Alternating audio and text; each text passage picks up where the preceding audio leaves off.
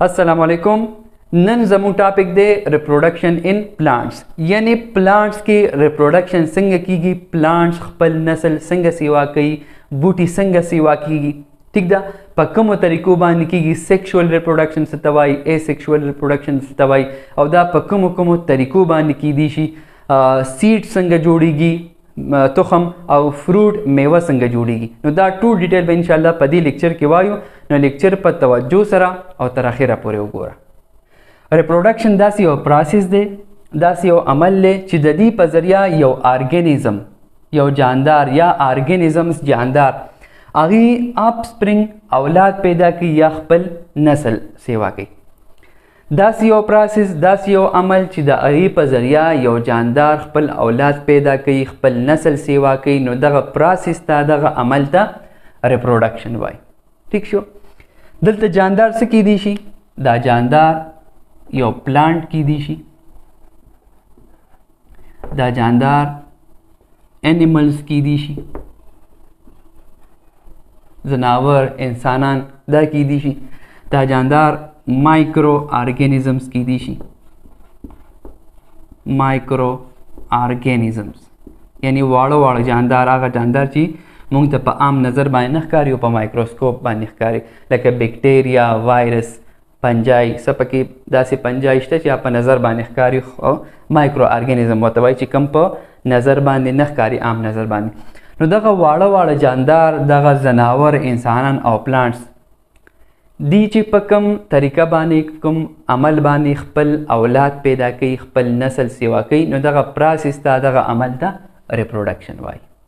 पुष्प पर रिप्रोडक्शन बानी उस जमू टॉपिक अगर रिप्रोडक्शन इन प्लांट्स पर बारा की, यानी प्लांट्स की रिप्रोडक्शन संग की कि नदल तब मुंग सुवावी चिकल द प्लांट्स खपल ऑफस्प्रिंग यानी नोर नवे नवे प्लांट्स पैदा की।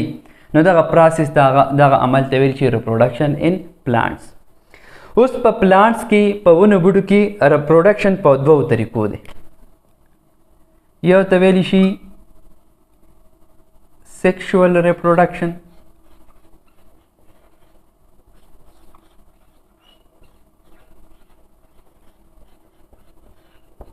यो किस्म ये दे सेक्सुअल रिप्रोडक्शन और द्वेम किस्म ये दे एसेक्सुअल रिप्रोडक्शन। एसेक्सुअल रिप्रोडक्शन पर प्लांट्स की पवन बुड की द रिप्रोडक्शन दो किस्म बांधे दे या पर दो तरीकों बांधे दी खपल नस्ल सेवा कुलिशी, यो तवेलिशी सेक्सुअल रिप्रोडक्शन और बलता एसेक्सुअल रिप्रोडक्शन। अवल एसेक्सुअल रिप्रोडक्शन खबर डिटेल सरवायु पर प्लांट्स की। नो एसेक्सुअल रिप्रोडक्शन आगा किस्म दे द रिप्रोडक्शन पर प्लांट्स की पवन बुड की चिपदी की द स्टेमना यानी द तनेना या द लीफना, द पानेना या आर रूट, द जरड़ना द दीन यो नवे प्लांट चिकम दे आगा अरा पैदाश न्यू प्लांट। नो प प्लांट की दी किस्म रिप्रोडक्शन दसवाई एसेक्सुअल रिप्रोडक्शन। द रिप्रोडक्शन दासी यो किस्म छिपाए की द प्लांट द तनेना, द लीफना या यानी पानीना या द जरड़ना यो नवे प्लांट या नवे प्लांट्स पैदाशी। नो दी टाइप ता दी किस्म ता एसेक्सुअल रिप्रोडक्शन वाई। द एसेक्सुअल रिप्रोडक्शन सो जरूरी पॉइंट्स दी पदी की सो जरूरी खसूसियात दीदा बयात साथी। लुम्बनी खसूसियत दार ची single parent involved,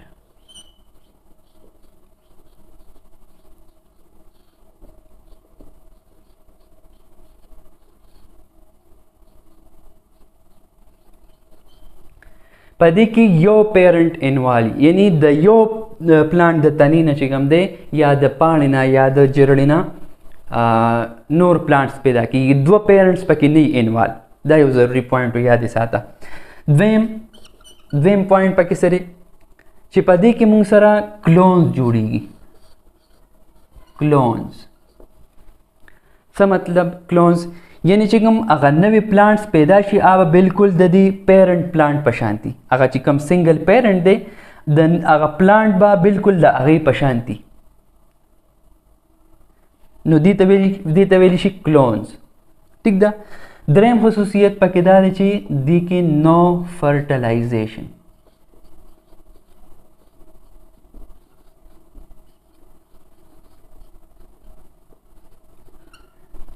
په asexual reproduction کې فرټلایزیشن نه کیږي.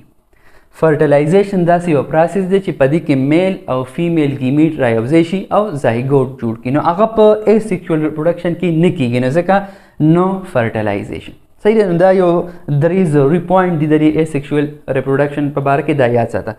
یو خو دا چې دا د سټیم نه یا تنې نه یا چې کوم دی لیف پاڼې نه یا د جړلې نه پلانټس پیدا کوي دا asexual reproduction دغه دا عمل.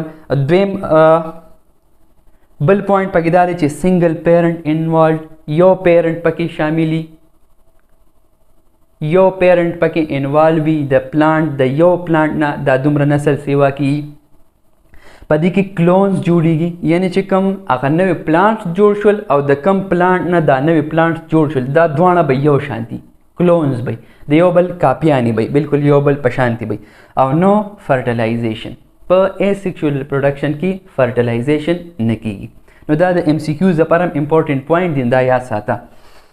ښه بل به پوینټ دا یاد ساتي چې دا asexual reproduction دی ته also called vegetative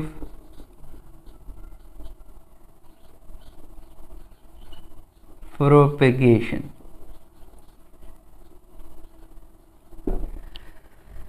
asexual reproduction ته ویجیټیټیو پروپیګیشن هم وایي. اوس دا ورته ولې وایي ځان پې پوهېږه. ګوره پلانټ چې کوم دی پلانټ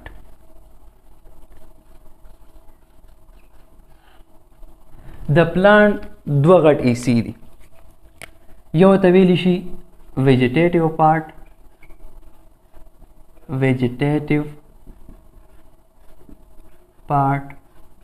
او بل ایسي ته ویلی شي reproductive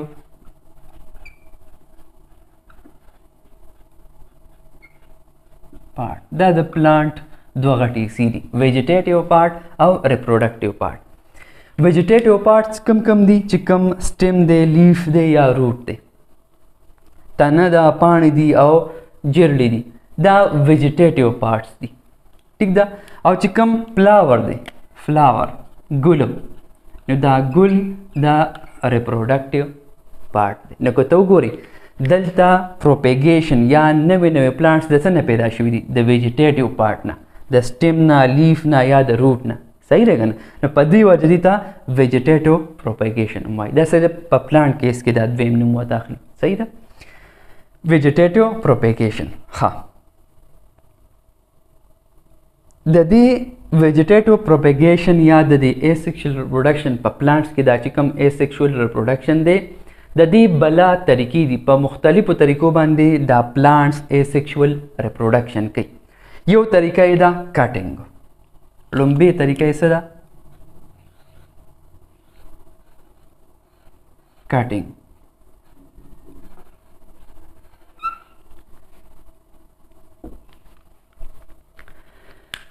کټینګ مطلب ګوره د لفظ نم واضحي. کټینګ یعنی دی کې به ته د پلانټ یو حصه کټ کړي او هغه په ځمکه کې وکړي او د هغې نه به نوي پلانټس هغه را پیدا شي. لکه ګوره زه تا ته مثالونه ویمه.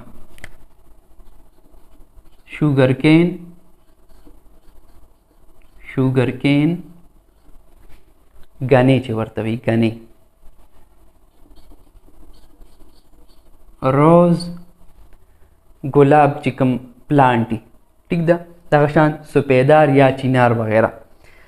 نو د دې نه تنې چې ته وړې ټوکړې د دې د سټیم نه د دې د هغه لختو نه راکټ کړي او هغه په ځمکه کې وکري د هغې نه به نوې ګنې راوخیږي نوې د ګلاب ګلونه به ترې راوخیږي نوې سپیدار به ترې راوخیږي نوې پلانټس نوې پلانټس. نو دې ته کټینګ وایي. ټیک ده. لکه ګوره په سپرلي کې تا د ګلاب د لختې نه یو وړه غونته ټوټه کټ کړه د مارکر عمره او عادي په ځمکه کې داسې وکرله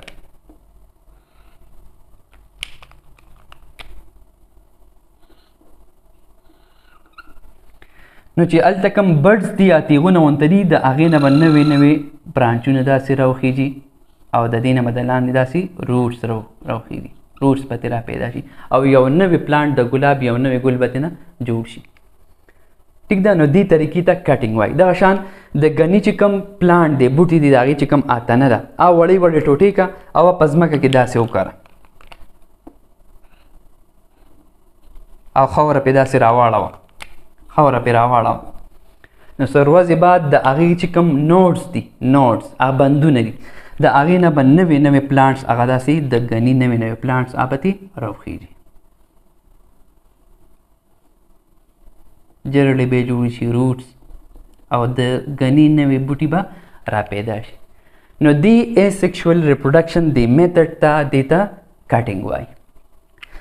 بله طریقه ده لیئرینګ. دویمه طریقه ده د asexual reproduction لیئرینګ.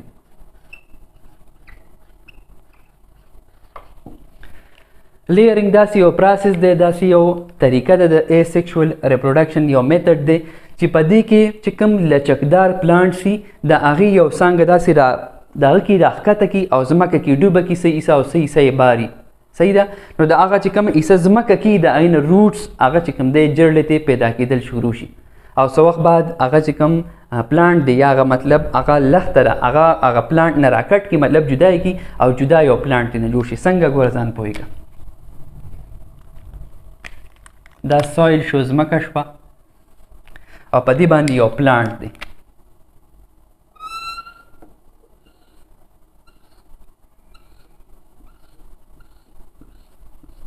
یو لچکدار بوټی دی چې د هغې هغه لخت دی، لختې لچکدار وي.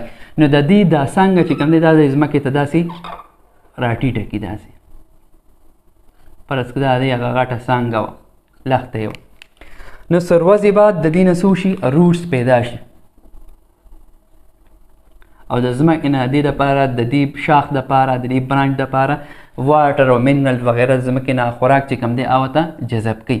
نو بیا ته څه وکړي، دا حصه ترې کټ کړي او د دې پیرنټ پلانټ نه د دې پیرنټ پلانټ نه بل یو نوی پلانټ جوړ شي. نو دې طریقې ته څه وایي، دې ته وایي لیئرینګ. دا لیئرینګ په څه کې کېږي، دا په لیمن کې کېږي، دا په جیسمین پلانټ کې کېږي، دا په لایچي پلانټ کې کېږي، لایچي وغیره وغیره. په دې کې د لیئرینګ دا طریقه کېږي. نو په دې طریقه باندې د هغې نه نوې نوې پلانټس هغه پیدا کېږي او دا د asexual reproduction یو میتھډ دی او دې ته لیئرینګ وایي. بله طریقه یې ده بلب. دا دریم نمبر طریقه شوله بلب.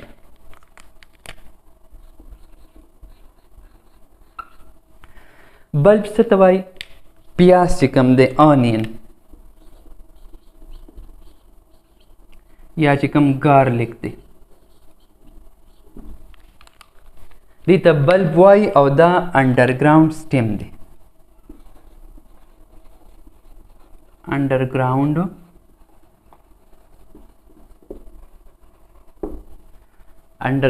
تنه ده. په دې کې دا آنین چې کومي پیاز داسې غونته ساخت دی، ګوره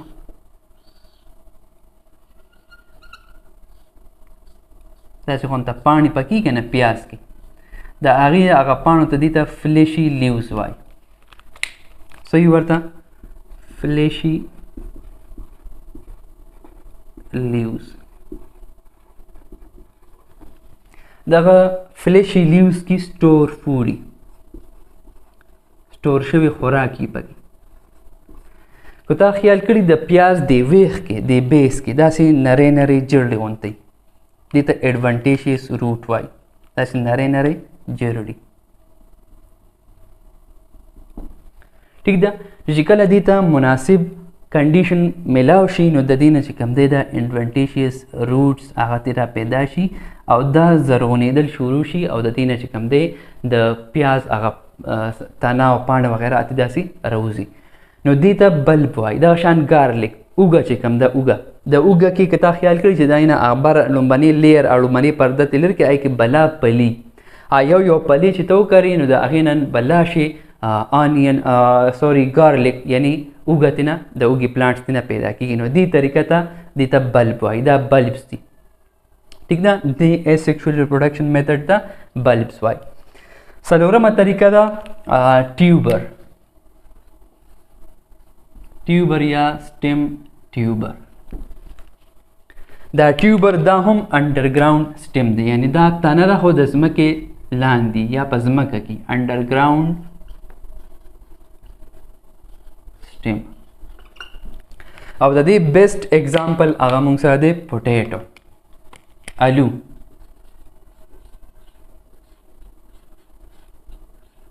پوټیټو دا یو سټیم ټیوبر دی د دې نه د asexual reproduction په ذریعه د دې پوټیټو نه بلا شي پوټیټو پلانټس هغه پیدا کیدی شي که تا خیال کړي د پوټیټو سټرکچر داسې غونته وي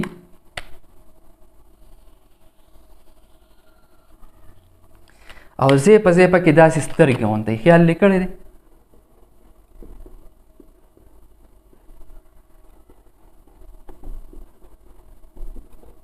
کیر چاپیره په هغه باندې داسې سترګې غونته وي ٹھیک ده یا واړه برډس غونته دي ته آی وای پوټیټو آی یا ورته برډ وای نو دې کې چې دا څومره برډ سي که ته دا الو وړې ټوټې کې او داسې هر یو ټوټه کې برډس پرېږدي دا سترګې پکې پرېږدي نو د هرې ټوکرې نه به د پوټیټو پلانټ هغه به ترې راخیږي ټیک ده نو دې طریقې ته څه وایي ټیوبر نو دا د asexual reproduction بله یو طریقه شوه یا د ویجیټیټو پروپیګیشن بل یو طریقه شوه چې په دې باندې د پلانټ یو ایسي نه بلا شي نور پلانټس پیدا کیږي بل یو طریقه ده 5 نمبر رنر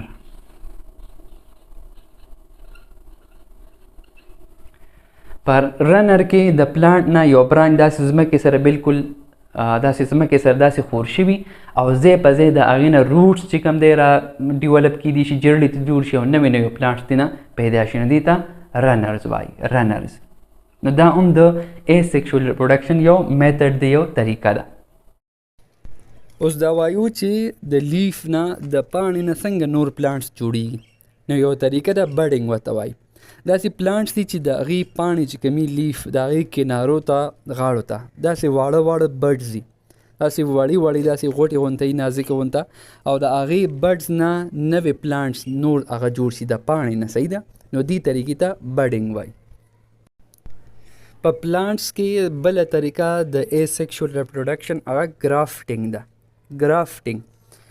grafting داسې یو طریقه ده د asexual reproduction چې په دې کې د یو پلانټ نه د یو بوټي نه تنه کټ کي ټیک ده او هغې له چې کوم دی د بل پلانټ نه د بل بوټي نه تنه راوریبي او هغه په دې باندې ولګوي نو دې طریقې ته grafting وایي صحیح ده دې کې چې کم تنه کټ شوه یعنی د هغې هغه جرړې پاتې شوې او بره تنه یې کټ کړه نو دغه ایسی ته روټ سټاک ورته وي یا ساده سټاک ورته وي د ډایګرام کې خیال لري دې ته سټاک وایي او هغه بل پلانټ نه چې کومه تنه را کټ کړله راورېبله او چا به د دې پلانټ په دې تنې لګوي نو هغې ته بیا هغه بل پلانټ والا تنې ته سکیان وایي سکیان ټیک ده په دې ډایګرام کې درته ښکاري نو دغه سکیان په دې سټاک باندې ولګوي ټیک ده بل به یاد ساتي چې په دې ګرافټینګ کې دا تنه به داسې کټ کړي چې څنګه تنه د دې لومبني کټ شوه هم هغه شان به د دې بل پلانټ هغه کټ کېږي چې د دې دواړو هغه پیوند صحیح راشي ته ګوره ډایګرام ته چې څنګه دا لومبنۍ کلمې کټ شوې ده همدغه شانتې دا بره یې کلمې کټ کړي او دواړه بیا رایوځای کړي دي دواړه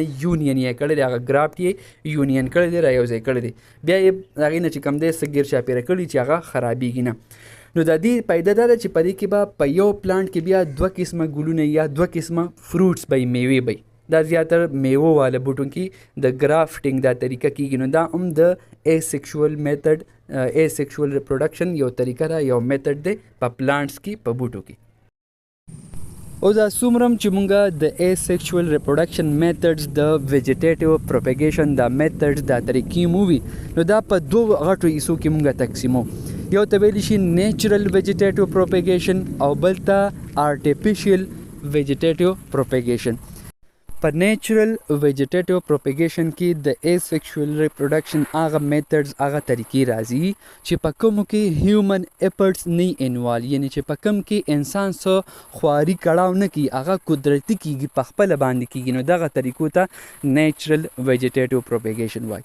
او چې کومو طریقو کې خواري کړاو پکار دی، انسان پکې خپل یعنی خپل خواري کړاو پکې کوي، نو هغې ته آرټیفیشل ویجیټیټیو پروپیګیشن وایي.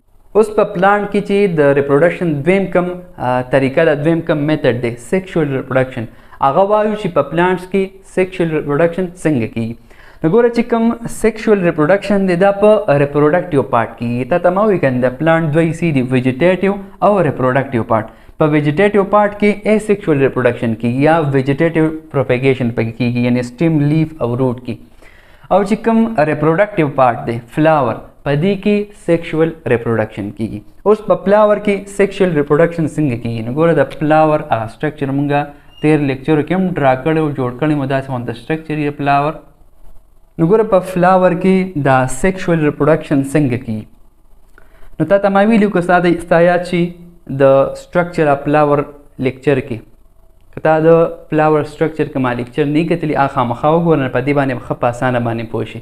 په یوټیوب باندې سرچ کا structure of flower by خاتم علي researches، نو د فلاور سټرکچر هغه لیکچر به درته راشي، هغه وګوره، نو په هغې باندې به ښه په اسانه باندې پوه شي. هغې کې ما لږ لږ ایکسپلین کړی دی هغه سیکشوال ریپروډکشن، دلته یې ته ښه په ډیټیل سره وایم، خو هغه وګوره نه د فلاور چې کوم سټرکچر دی په دې باندې به پوه شي چې د هرې حصې څه نوم دی او د دې کار څه دی. ښه ګوره دې کې سیکشوال ریپروډکشن څنګه کېږي؟ نو دا چې کوم دی دا حصه دا د فلاور میل ریپروډکټیو پارټ دی، او دا چې کوم حصه دا ټوله دا فیمیل ریپروډکټیو پارټ دی د فلاور. دا تور واړه غونته چې کوم دی دا پولن، دا انتر دی او په دې کې پولن ګرینز دي. صحیح پکې پولن ګرینز.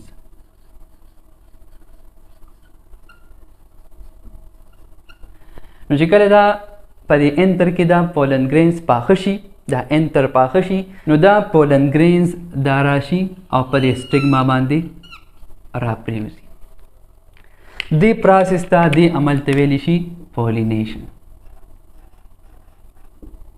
دې ته څه ویلی شي؟ پولینیشن. یعنی چې کله د یو فلاور د هغې د انتر نه پولن ګرینز هغه راشي او د هغه فلاور په سټیګما باندې راپریوزي، نو دې ته پولینیشن وای. دا پولن ګرینز به څنګه دلته نه دلته راځي؟ د هوا په ذریعه، د انسیکټس په ذریعه، د برډس په ذریعه، د واټر په ذریعه وغیره وغیره. هغې ته پولینیټرز وایي یا پولینیټنګ ایجنټس دي، یعنې د دغې څیزونو په ذریعه دا پولینیشن کیږي. صحیح ده؟ نو چې دا پولن ګرینز دلته راشي، دې کې دا واړه دانې غونته یې ته پولن ګرینز وایي. په دې پولن ګرینز کې 6 سیلز دي، یا دې کې سپرم. ټیک ده؟ سپرم. نو چې دا په دې سټیګما باندې راپریوزي، دلته دا چې کوم دی جرمینیټ شي او د دې نه داسې یو ټیوب غونته راوځي، داسې یو ټیوب غونته داسې راوګد شي، او دلته د اووري کې چې کوم دا اویول دی، اویول دغه سپرم چې کوم دی د دې پولن ګرین نه راغی د دې ټیوب په ذریعه، د اړوکې غونته پیپ په ذریعه، او دلته چې کوم دی د اویول سره یا په اویول کې چې کوم ایګ دی، ایګ فیمیل ګیمیټ دی، دا سپرم میل ګیمیټ دی او دا ایګ فیمیل ګیمیټ دی، نو دې سره به رامیلاو شي. نو دې پروسس ته دې عمل ته فرټیلایزیشن وایي. دې ته فولن ټیوب وایي. دا چې کوم دی پولن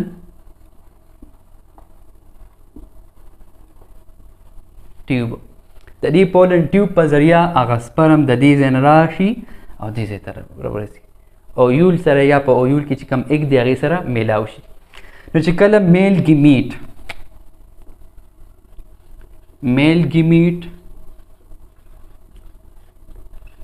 یا سپرم، میل ګیمیټ یا سپرم دا او پلس فیمیل ګیمیټ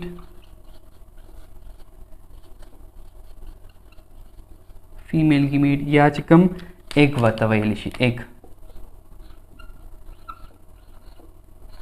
دا فیوز شي، دا میلاو شي، میکس شي، د دې نه یو سیل جوړ شي، هغې ته ویلی شي زایګوټ.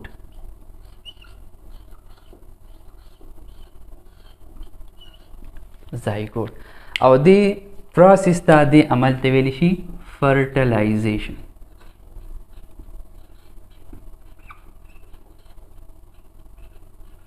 ٹھیک ده؟ دلته چې کله ما تا ته asexual reproduction ووی که نه مې ایکسپلین کوو نو مې ویل چې دلته فرټلایزیشن نه کېږي ځکه دلته میل ګیمیټ او فیمیل ګیمیټ یا سپرم او ایګ نه رامیلاویږي، نه رایوځای کېږي چې زایګوټ جوړ کړي. صحیح ده؟ نو دې پروسس ته چې کله میل ګیمیټ یعنی سپرم یا فیمیل ګیمیټ یعنی ایګ دا دوان رایوځای شي او زایګوټ جوړ کړي، یو سیل جوړ کړي، او دې پروسس ته دې عمل ته فرټلایزیشن وایي. پوه شو تر دې ځای پورې؟ او د زایګوټ نه دی، زایګوټ د دې نه ایمبریو جوړه شي، دا ډیولپ شي څه ته؟ ایمبریو ته. ایمبریو. اوس ایمبریو څه څیز دی؟ دا به د سیډ سټرکچر دی، پسې ټاپک دی سټرکچر آف سیډ، د تخم سټرکچر ساخت به وایو، نو هغې کې به ښه په ډیټیل سره وایو، خو چې دا درته یاد وي اوس چې دا ایمبریو څنګه جوړېږي. نو د دې زایګوټ نه ایمبریو جوړه شي او د اویول چې کوم باقي پاتې حصه ده که نه ټوټل، نو هغه باقي پاتې حصه او دا ایمبریو د دې نه ټوټل څه جوړ شي؟ د دې نه جوړ شي سیډ.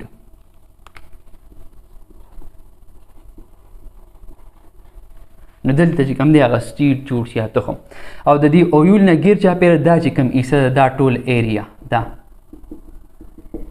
د دې نه څه جوړ شي؟ د دې نه جوړ شي فروټ.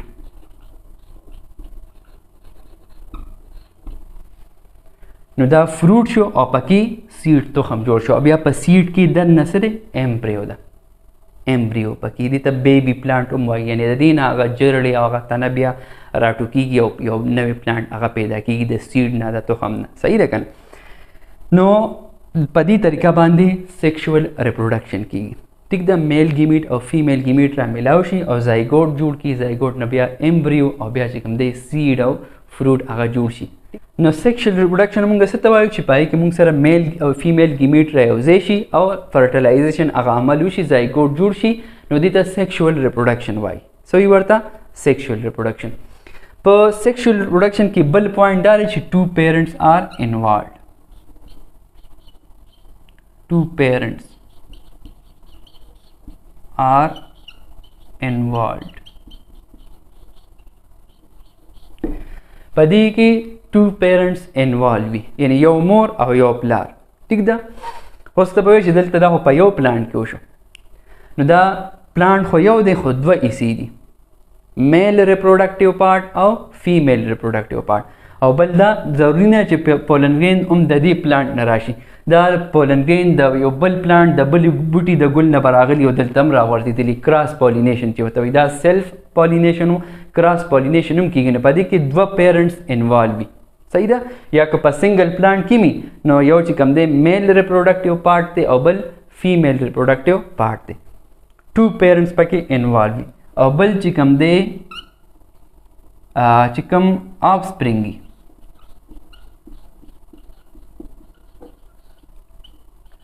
هغې کې ویریشن وي، تغیر یې پکې، بدلوالی پکې، یعنی دا چې کوم سیډ د دې نه بیا هغه تخم دغه تخم د دغې تخم نه چې کله نور پلانټس بیا پیدا کېږي نو هغه به د پیرنټ پلانټس نه مختلف وي. دلته په سیکشوال ریپروډکشن کې خو به کلونز وي که نه یو شانتي به وي، د پیرنټ پلانټ په شانتي به، دلته دا بدلي، دا به پکې یاد ساتي. نو دا زموږ نننی ټاپک ریپروډکشن ان پلانټس په باره کې. امید لرم چې انشاءالله په ریپروډکشن باندې به پوه شوي چې په پلانټس کې ریپروډکشن څنګه کیږي، په کومو طریقو کیږي، سیډ یعنی تخم څنګه جوړیږي او فروټ میوه څنګه جوړیږي. امید لرم چې انشاءالله په لیکچر باندې به 100% پوه شوي. که ویډیو دې خوښه شوي لایک یې کا، کمنټ پې وکړه او خپلو ملګرو سره خامخا شیر کا. او که ته زموږ په چینل باندې نه وي او تر اوسه پورې تا زموږ چینل نه سبسکرایب کړي نو چینل سبسکرایب کا، خوا کې د घंटी هغه نشان هم دباو کا، ځکه چې کله هم نوې لیکچرز اپلوډ کیږي نو اول نوټیفیکیشن به تا ته راځي. تھینکس فار واچینګ. د لوی الله په امان.